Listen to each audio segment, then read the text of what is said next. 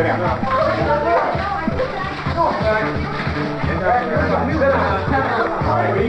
Everybody remain seated where you are. Hey, man, you put me on? Yeah. Then why isn't alcohol made illegal? Flowers and grass. Like juice freaks get hangers and cirrhosis in the liver. Besides, grass is a habit for me like alcohol. Besides, that cigarette's much worse. Right, man. As much as you want. And quit it. Have a party. There's nothing wrong with grass. Yeah. 1,000 times. You'll never go to harder drugs. Don't take any films of me. You're not going to use them anyway. Well, speak your mind then. Okay, I will. No one has the right to tell me what I can do with my own body, what I can eat, drink, or smoke. This is a free country, and no one has the right to take away my constitutional rights. I didn't do anything. I didn't do anything. Terrible that the American people have accepted a law that makes smoking a harmless weed illegal. Marijuana's legal all over the world. There's no question about it. Marijuana should be made legal. Now! Now! Make marijuana legal! Make marijuana legal! Make marijuana legal! I'm adults anyway. What's so bad about feeling good? Make marijuana legal. Make marijuana legal. Good, bad, right, wrong. That's not where it's at in this film. Right, wrong, good, bad. Those are things for you to decide. Too many people have already decided for themselves, and you, whether grass is good or bad. What's most important is what you think. So without any preaching from this film, let's examine the facts and only the facts. There are too many false impressions and prejudices to do it any other way. Okay, then why isn't alcohol made illegal? It's allowed. I take juice freaks, man. They get hangovers and cirrhosis of the liver. Besides, grass isn't a habit for me like alcohol. Right.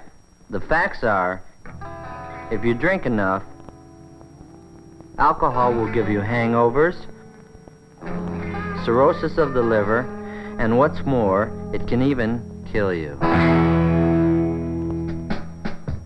If you are a certain emotional and psychological type, you may become dependent both physically and emotionally and will join the 5 to 6 million known alcoholics in the United States.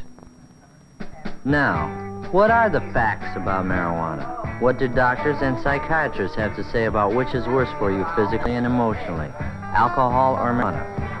The facts are, at this time, there are no known damaging physical effects from the use of marijuana.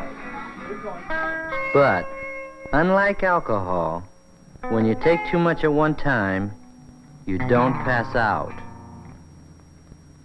You more than likely run the risk of an unpredictable and unpleasant bummer.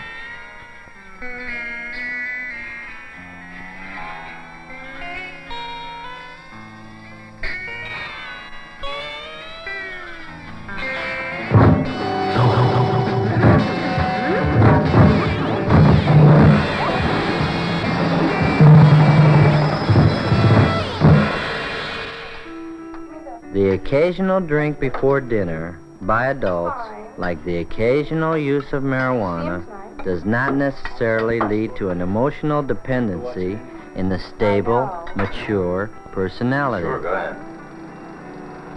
Great olive, yeah. You like that, I'm glad. Got good olives. Well, that's smart.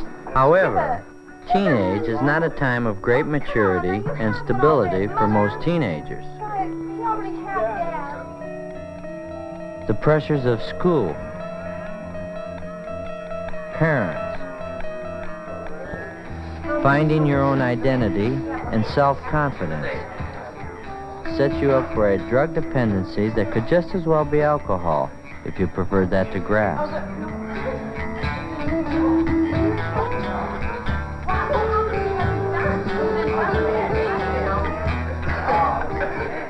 Some adults are not mature or strong enough to stand the pressures of their daily lives.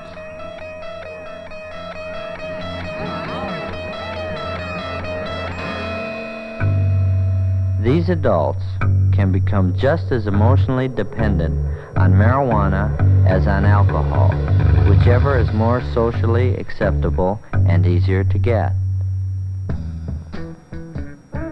Even when the alcoholic is physically withdrawn, from his body's need for alcohol. He always goes back to it until he learns how to handle his problems.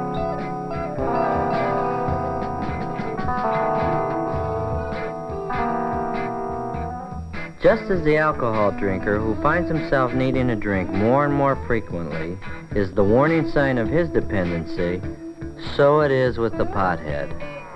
The more he needs the escape from reality or the pleasure of marijuana, the more he is becoming emotionally dependent, exactly as the square and unhip alcoholic adult does. Do two wrongs ever make one right? Cigarettes are much worse than pot. Man, that's no one ever got cancer, man. That's right. It's a fact. No one ever got cancer from pot. But it's also a fact that no one ever dropped out of school because they were hung up on tobacco. And no one who just finished smoking a cigarette ever forgot she was driving a car as she tripped out on the beauty of a back road nature trip.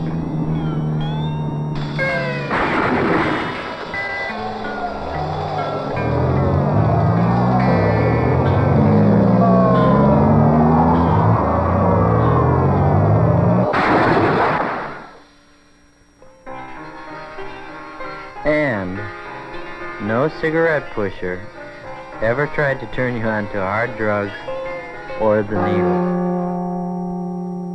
Another basic difference is that you can smoke cigarettes and do other things. You wouldn't dare to do this on pot. Or this. Or this. And would you rather your pilot had just finished a joint, not a cigarette? Or your surgeon operating on your heart?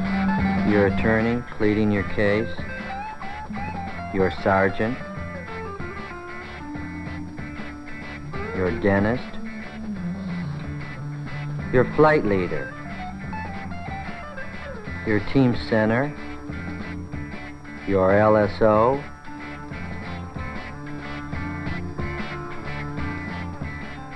Your school bus driver? Your country's astronauts?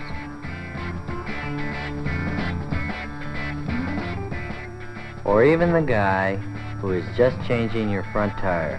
Would you rather he was smoking a cigarette or a joint? However, neither your government nor any responsible person recommends smoking. So, 2 or 3 wrongs don't make one right either. Everybody knows that weed is addictive. You can blow as much as you want. No, I'm hip. And quit any time you want. Blow as much grass as you like, and your body won't need it? Right. You can quit any time you like? Not true for everybody. And that's the problem. The World Health Organization of the United Nations, with its leading medical and psychiatric experts from over 100 member nations, has this to say about marijuana being habit-forming without one dissenting vote.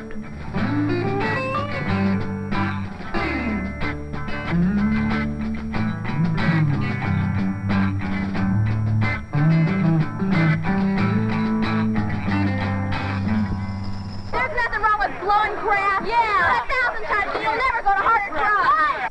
That may be true for the great majority who smoke pot, but it's not true for the many thousands who have gone on to acid, amphetamines, barbiturates, and end up on heroin. However, it is not a fact that practically everyone on grass turns into a flaky drug addict. That's just not true. Every informed person knows this. What is true may be discovered in this Narcotics Rehabilitation Center in some of the group therapy sessions, where we will learn what former drug addicts have to say about marijuana turning them onto hard drugs. How many of you started on pot before you started heroin? I did. I did too. I did too. I did. So did I. I did. I did. Me too. Me too. I did. I did. So did I. I did. That means all of you have used marijuana then?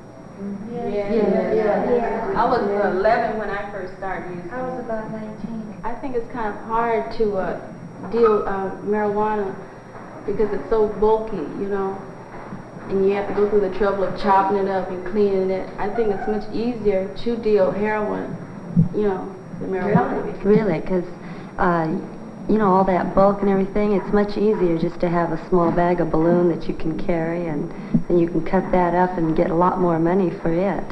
You know, and all the trouble you have to go through with it, you know, like cutting it up, especially if you get a kilo, you know, you have to cut it up, then you have to clean it, you know, and then you have to roll it and box it, you know, and can it, you know, it's just a really big hassle behind it, you know. That's why I think the dealers go on to dealing heroin and then get us to buying heroin.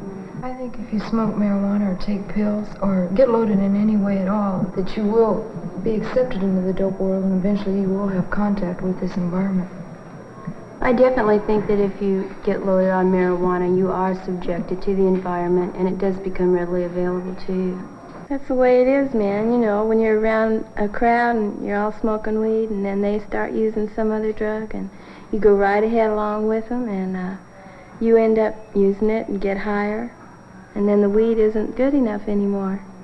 And then you turn on to heroin too. Most of you started smoking marijuana when you were introduced to narcotics. I did. I started smoking weed. For me it was, but I wanted a different high, you know. And weed wasn't good enough, and I heard that heroin and stimulants, crystals, were a better high. And that's why I went to them, you know. Yeah, I'm the same way, man. I guess a lot of people started that way. Speaking for myself, I did. I started on weed and got burned out, and I needed something strong, so I went to heroin. Well, I started smoking weed, you know, because I was running away from something which was myself. And out of all I've run through a lot of highs trying to run away from myself: heroin, LSD, methadone. I like marijuana. I just couldn't handle it myself. I was looking for something else. I myself think really the real reason I started smoking marijuana, man, because usually I was one of the younger dudes from my neighborhood. I wanted to be accepted. I was weak, scared, and from this it led to heroin, and it's just been an endless time going to jail back and forth, man. I don't like it, and I hope nobody else will use this, not because of the fact that it's bad itself, but what it leads to, man. This is the way I feel. Well, I can only speak for myself, but I imagine some of the other dudes in here feel the same way I do about it, that some people are addictive prone to it. I mean, like myself, I can't handle it because, I mean, this is just the way I am. I use it for an escape. I did it before I came in here. I hope when I go out that I've changed, in which I feel that I have, but I'm a small minority of people that we can't handle anything, you know. Like my alcohol, I can't handle that. I couldn't handle heroin. I mean, weed because I needed something stronger to escape or anything else like that. And there's more people like me that I feel, you know.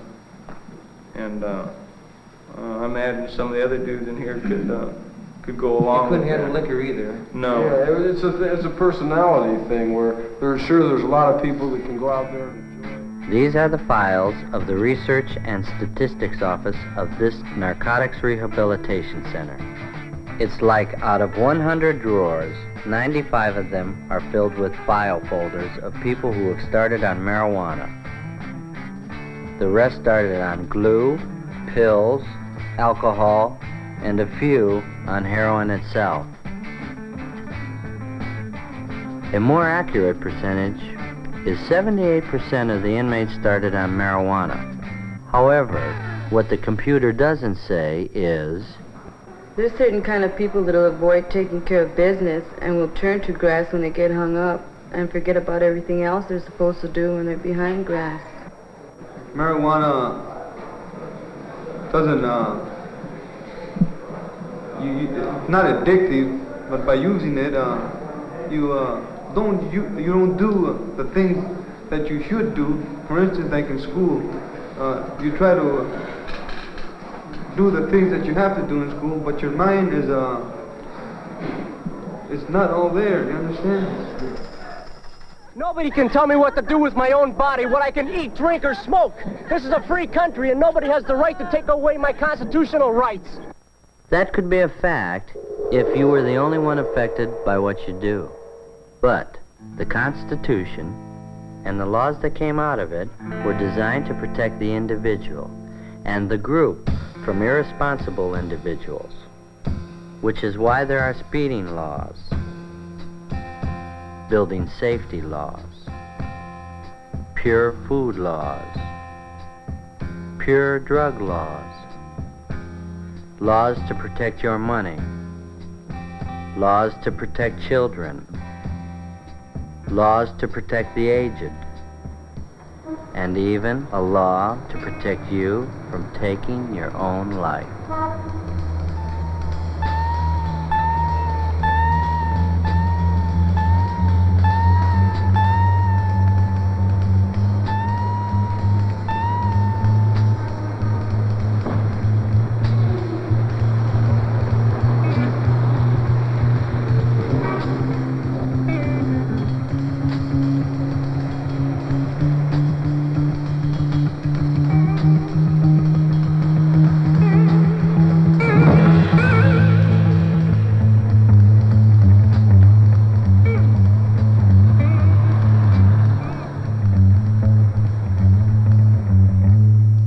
Law after law after law, all of them hopefully designed by a democratic government to protect both the individual and the group.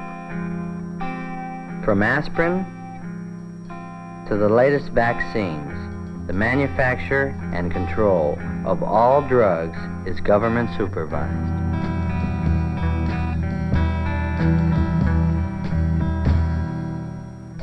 Would you really want it any other way? Like without government supervision?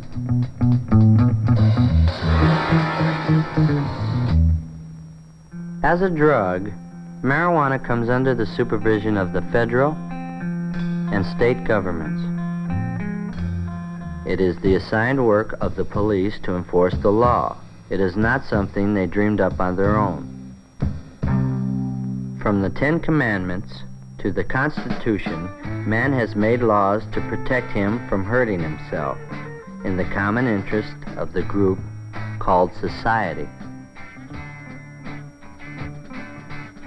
Doctors, psychiatrists, social scientists, chemists, biochemists, basically people who are not primarily concerned with the ethics or morality of the use of marijuana, have provided their expert knowledge to our legislators, which in turn has caused them to pass laws to make marijuana illegal, not as a matter of morality, but as a matter of health, mental health, period. I think it's terrible that the American people have accepted a law that makes smoking a harmless weed illegal. Marijuana is legal all over the world. There's no question about it. Marijuana should be made legal. Now! Now! Make marijuana legal! There's no question about it. Many young people agree with that. Let's examine the facts. First, marijuana is not legal all over the world. It isn't legal in Mexico, Egypt, India, Great Britain, China, Japan, or any of the major nations in the civilized world. Nigeria is one of the latest countries to make marijuana illegal. Here, the pusher is given the death penalty.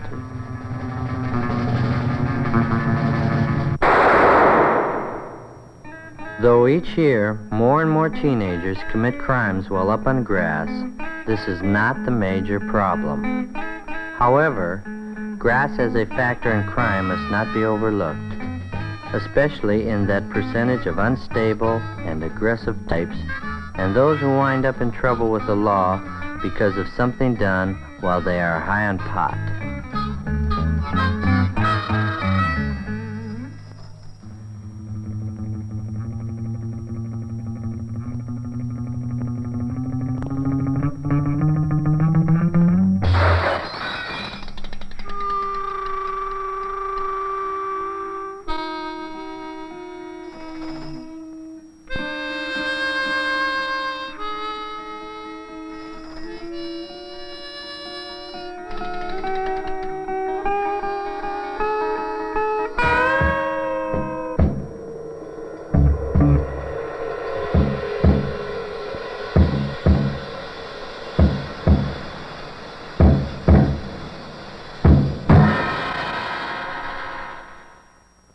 Too many average and decent teenagers smoke pot without committing crimes, except for the illegality of the sale, possession, or the use of it.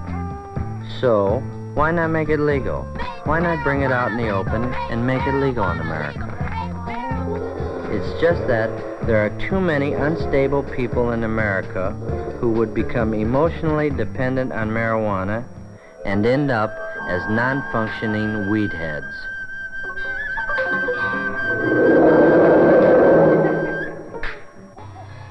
Easy availability and the implied approval of society will, in the opinion of many medical authorities, create a drug dependency problem far more serious than that of the 5 to 6 million alcoholics today.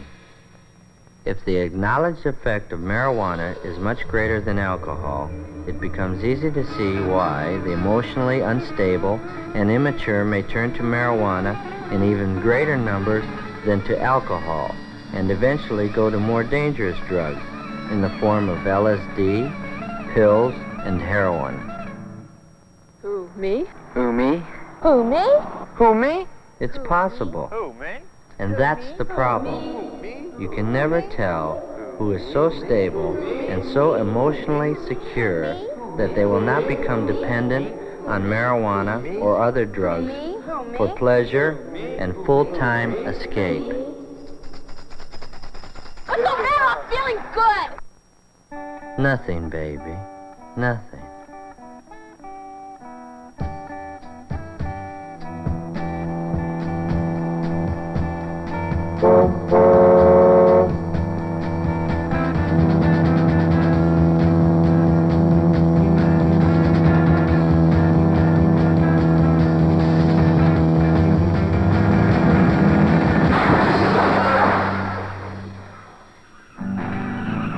Years ago, only the criminal and socially deprived blew grass or used heroin.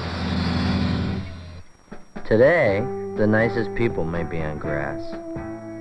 Why is that a fact? I took it on a dare. But only kids take dares. I dare ya! Come on! Jump! Jump! I dare ya! Jump! Come on, jump! Jump! I dare ya!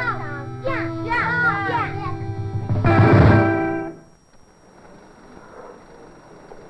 Man, everybody blows pot.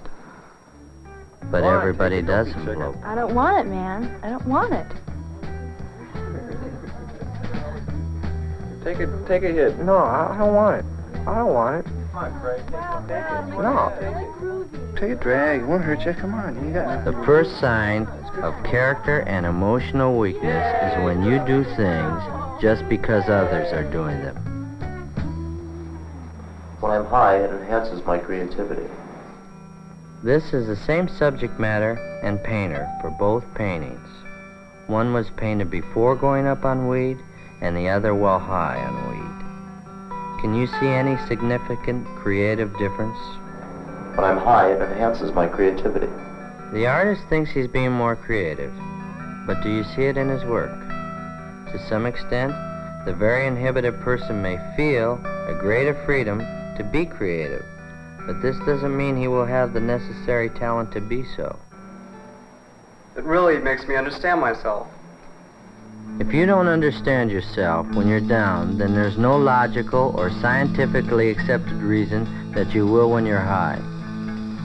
Besides, while you're up on grass, you may tell yourself only what you want to know, if you are lucky enough not to be on a bad trip and discover a frightening thing about yourself at that time.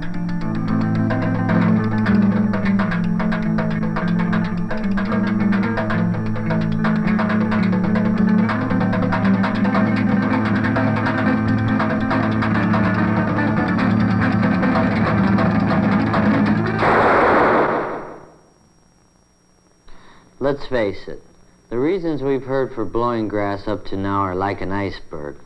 What about the underlying reasons that are like the 90% of the iceberg you never see? The reasons below the surface that makes teenagers get so hung up on marijuana in spite of what their parents say and in spite of the big risk of being busted. The world stinks. Adults keep making wars. Next war will probably kill everybody on Earth, including me. Parents are hypocrites. They tell us one thing, but then they do another. Why don't they practice what they preach? Why are adults so hung up with making money? That's all they think about. School's a real bummer. Dull teachers, dull subjects. I just can't wait to get out. Why can't we dress the way we want in school? Sure, we're old enough to be drafted, but we're not old enough to vote. Why are they always treating us like children?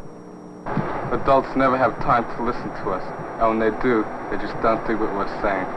If adults like to make war so much, why don't they go and fight in them? I'm better educated than either of my parents, but they don't listen to me. How can I plan for the future with the draft waiting for me? Why don't you come back some other time when everything is all right with us? And in the meantime, I'll do what I want to do here, and you do what you want to do where you live. Dig? Why shouldn't I smoke grass? Why shouldn't I live now and have all the fun I can? If I don't get killed in the war, or by the big bomb, all I can look forward to is making money like my father, and I know he isn't happy. You know, sometimes I think it's like a war. Everyone over 30 is the enemy. Over 30? Over 25. Obviously, these are things that bug a lot of the young people. But this time, rather than hear from the establishment, who run newspapers, radio, television, book and magazine publishing companies, political parties, and schools, let's hear from those other teenagers who aren't smoking pot. Not all teenagers are on grass. I'm not, and my close friends aren't. Every time someone wants to turn me on to pot, they tell me I'll discover myself. Well, I don't need that kind of crutch. Besides, I've never seen any potheads come up with any kinds of answers that help them cope with the kind of problems they have, or I have. I think the teenagers of today are very idealistic, but we don't have definite ways of showing it. We're not old enough to vote, and older people are always telling us what to do. So you can't blame us too much for fighting back. But I don't think taking drugs is fighting back. The most you can say for it is it's a sign of rebellion. But what we rebel about isn't changed one bit by getting high on marijuana, because when you come back down, nothing's changed. I think that parents have done the best they can. You can't expect them to know all the answers. Lots of us have had a better education than they have, but that doesn't find solutions for their problems instead of trying to find new experiences. I say that teenage is the time to put up or shut up, not to gripe and go on a trip inside yourself. Parents have to go out every day and deal with the things in the outside world that bug them too. Mike. I know my parents are too hung up on making money and putting on a show for the neighbors, but that doesn't mean I have to put down money completely, because maybe when I get married, I'm going to have money for my family too. I just don't have to be as materialistic about it, that's all. The world is changing, and some things are still too hard for our parents to understand. But blowing grass, and that's really a cop-out, and it won't help our parents understand a darn thing. School is like everything else. You only get out of it what you put into it. It's not a party. The way I look at it, I'm here to learn. Even if some of the subjects or the teachers aren't the greatest, I've got the best of it. Different education, and everything extra is just gravy. There really is a communication gap, but I think that if I have a better education and better life than my parents, I should make the first move to make that gap become smaller and smaller. From what I've read and from what I've heard, there are millions of adults over 30 who don't like and are going to war any more than we do. I honestly believe that adults are disappointed in us because it's always been expected of young people to try to change things, to make things better, or at least prepare to change things if we don't like them. Not to cop out on life through grass or other drugs. No, not for me. I'm more interested in dropping into the world I live in than turning on, tuning in, and dropping out.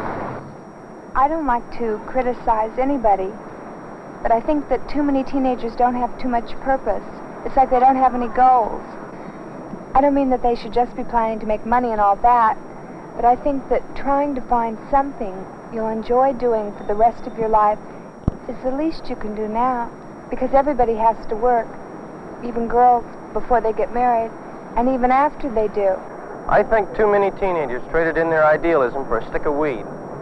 When I see some teenagers acting superior to those of us who don't need drugs to feel good or understand ourselves, I get real bugged. Well now, you've heard from both sides of the question. But what you do with your life is up to you. If you become a pothead, you risk blowing the most important time of your life, your teenage. That unrepeatable time for you to grow up and to prepare for being an adult that can handle problems and make something meaningful out of life. Or you have the choice to have the courage to see and deal with the world for what it really is. Far, far from perfect, but for you and for me, the only one there is. While some of you will actually go to the moon and perhaps other planets, this world will be your establishment, and you will be the establishment. And what you do or do your scene. You're the generation with the brain power and the opportunity to do more for the human needs of this world than any other generation in history. Let's hope that your teenage children don't have too much criticism about what you did or didn't do because you were on pot.